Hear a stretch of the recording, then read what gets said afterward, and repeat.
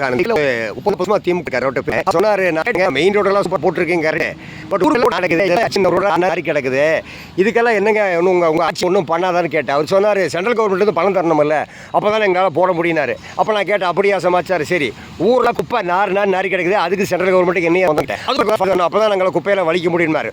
இவருக்கு ஒரு விஷயம் தெரியும் போட்டு அப்புறம் சொன்னேன். ஆமாம் 15 கோடி எங்கள் திருவண்ணாமலை நகராட்சிக்கு சென்ட்ரல் கவர்மெண்ட்டு ஃபண்டு கொடுத்தது. அதில் 15 கோடி ஆல்ரெடி 5 கோடி எல்லாம் சாப்பிட்டானுங்க. 10 கோடி தான் இன்னும் இருக்குது. அதையும் நாதாரித்தனமாக கட்டிகிட்டு இருக்காங்க.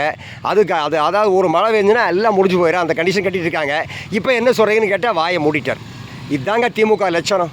இந்த கட்சிக்கு தான் ஓட்டு போடணுமா? ஒரு குப்பையை கூட வலிக்கிறதுக்கு யோகியது இல்லாத ஒரு அரசுக்கு உங்கள் ஓட்டு போட்டு அதையும் குப்பையாக்கிறாதீங்க.